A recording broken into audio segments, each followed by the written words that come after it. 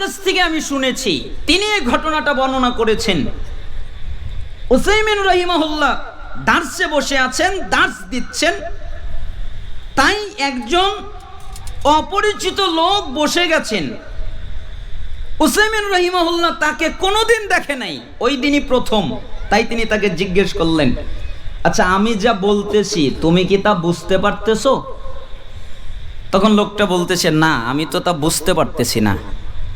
তখন তিনি বললেন, বোঝো নাইতে বসছো কেন? উঠে গেলেই তো হয়।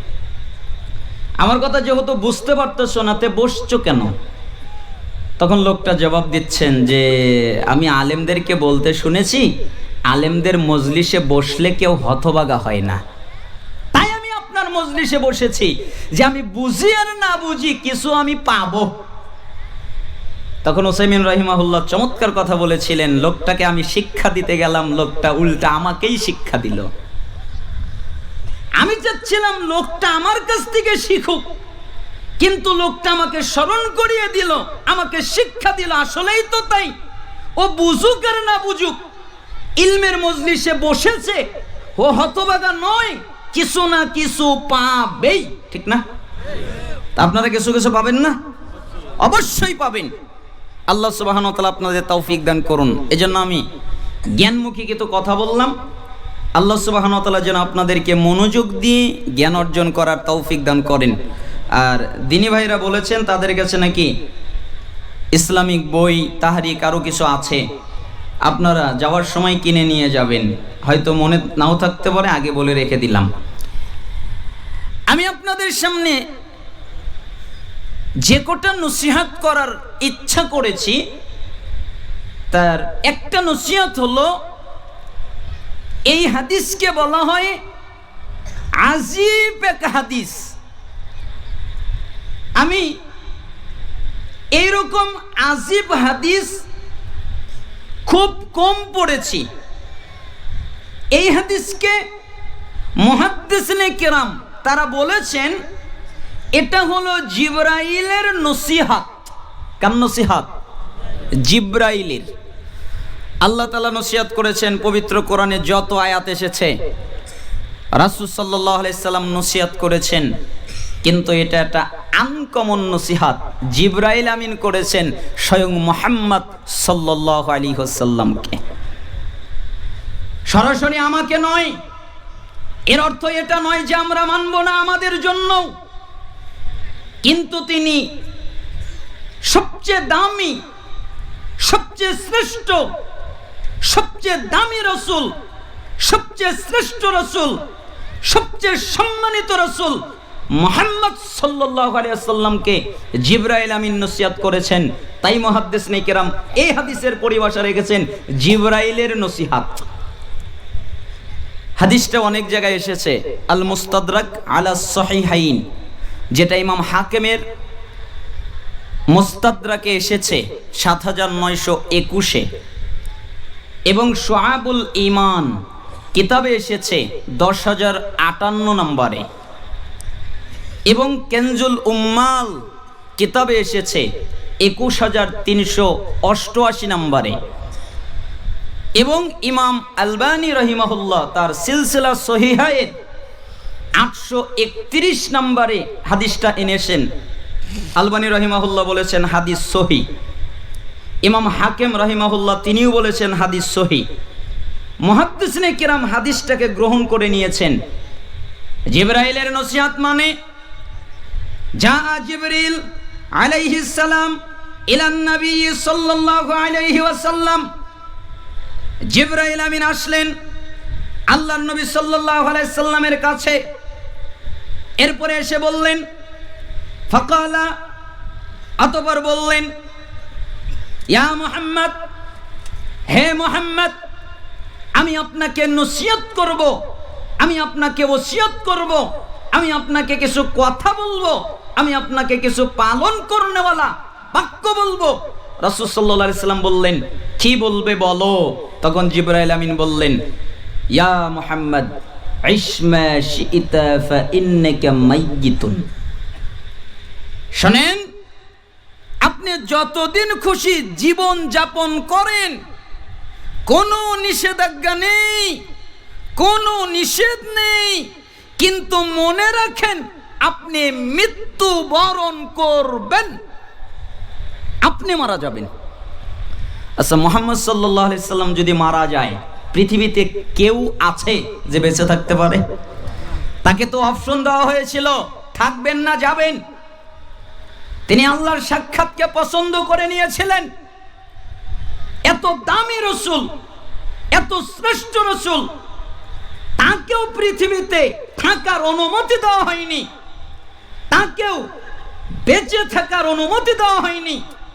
আর এক শ্রেণীর ভ্রষ্ট আকীদা ধ্বংসকারী লোক রয়েছে যারা বলে যে মুহাম্মদ সাল্লাল্লাহু আলাইহি সাল্লাম হলো জিন্দা নবী, মরে নাই, তাই না? বলে না? আল্লাহ কি বলেন? ইন্নাকা মাইয়িতু ওয়া ইন্নাহুম মাইয়িতুন, সূরা জুমারের 30 নম্বর আয়াত। হে নবী, আপনিও মারা যাবেন এবং তারাও মারা যাবে। শুধু আপনি মরবেন তা নয়, আপনারও মৃত্যু হবে, তাদেরও মৃত্যু হবে। পৃথিবীর সবচেয়ে আজীব, সবচেয়ে দামি, সবচেয়ে সত্য, সবচেয়ে তিক্ত সত্য হলেও এই কথা প্রত্যেকটা মানুষ, প্রত্যেকটা প্রাণী মৃত্যুর স্বাদ গ্রহণ করবে, মরতেই হবে, বেঁচে থাকার কোনো উপায় নেই। আপনি যদি পৃথিবীর সমস্ত ক্ষমতা আপনাকে দিয়ে দেওয়া হয়, আপনাকে যদি লৌহের ক্ষমতা দিয়ে দেওয়া হয়, আপনাকে যদি পৃথিবীর সমস্ত কঠিন পদার্থের ক্ষমতা দিয়ে দেওয়া হয়, আর আপনি তা দিয়ে যদি কোনো বাস বাড়ি তৈরি করেন, কোনো কামরা তৈরি করেন, যে আমার কাছে যেন কিছু আসতে না পারে, সব হয়তো ঠেকাতে পারবেন, এটা হতে পারে। কিন্তু একটা মাত্র জিনিস, সেটা হলো মৃত্যু। যত দুর্ভেদ্য, যত কঠিন, যত মজবুত, যত শক্ত প্রাচীর আপনি তৈরি করেন না কেন, মৃত্যু আপনার নাগাল পাবেই, আপনার কাছে যাবেই, আপনার সাথে মোলাকাত করবেই, ঠিক না? আমি একটা কিতাব পড়ছিলাম, লাইফ আফটার লাইফ, মোহাম্মদ ইবনে আব্দুর রহমান আল আরিফি, আরব বিশ্বের সারা জাগানো একজন বক্তা। ওনার এই কিতাবের মৃত্যু পর্বের প্রথমে একটা কাহিনী এনেছেন সনদ দিয়ে। তিনি বলেন যে দাউদ আলাইহিস সালাম, তার একটা বুজুর্গ মন্ত্রী ছিল। দাউদ আলাইহিস সালামের মৃত্যু হয়ে গেল, তাই মন্ত্রীটা সুলাইমান আলাইহিস সালামের কাছে দায়িত্ব নিলেন, কাজ নিলেন। দাউদ আলাইহিস সালামের মন্ত্রী সুলাইমান আলাইহিস সালামের মন্ত্রী হলেন। তো একদিন একটা মজলিসে তিনি আলোচনা করছিলেন, সুলাইমান আলাইহিস সালাম। একটা আগন্তুক লোক আসলো, এসে সুলাইমান আলাইহিস সালামের সাথে কথা বলল, কিন্তু কথার পুরোটা সময় সুলাইমান আলাইহিস সালামের দিকে না তাকিয়ে ওই মন্ত্রীর দিকে বড় বড় চক্ষু করে তাকিয়ে থাকলো। মন্ত্রী তো ভয় পেয়ে গেল, বলে কি আমার দিকে তাকিয়ে আছে লোকটা, কি কারণে, আমি কি করেছি? নরম মনের মানুষ তো। চলে গেলেন। তখন মন্ত্রীটা জিজ্ঞেস করলেন সুলাইমান আলাইহিস সালামকে, হে আল্লাহর নবী, জি ওই লোকটা কে যে আমার দিকে তাকিয়েছিল? তখন তিনি বললেন, ও তো মালাকুল মাউত, মৃত্যুর ফেরেশতা। বলেন কি আপনি, মৃত্যুর ফেরেশতা আমার দিকে এভাবে তাকিয়েছিল? আমার তো ভয় লেগে গেল, আমি তো ভয় পেয়ে গেছি। হে আল্লাহর নবী, আপনার কথা বাতাসে শোনে, আপনি আমাকে দূরবর্তী স্থানে পাঠিয়ে দেন। বাতাসকে বলেন আমাকে যেন হিন্দুস্তানের দূরত্বে রেখে আসে। সুলাইমান আলাইহিস সালাম বাতাসকে বললেন, বাতাস, জি যাও, হিন্দুস্তানের দূরত্ব জায়গায় তাকে রেখে আসো। পরের দিন আবার মালাকুল মাউত সুলাইমান আলাইহিস সালামের সাথে সাক্ষাৎ করতে এসেছেন। তখন তিনি বললেন, তুমি আচরণটাকে ঠিক করেছো? কি ঠিক করেছি? ওই যে আমার বুজুর্গ মন্ত্রীর দিকে বড় বড় চোখ করে তাকিয়েছিলে, ও তো ভয় পেয়ে গেছে, এরকম তাকিয়েছিলে কেন? কয় আমি তাকিয়েছিলাম কেন জানেন?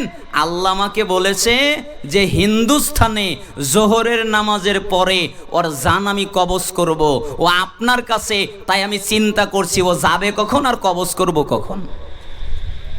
আমি এই চিন্তায় তাকিয়ে আছি। তে তুমি কি করলে?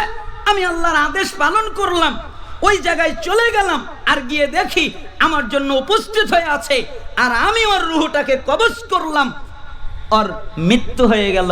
তার মানে এখান থেকে বোঝা যায় যার মৃত্যু যেখানে লেখা আছে সেখানে আল্লাহ যাওয়ার ব্যবস্থা তৈরি করে দিবে, তাই না?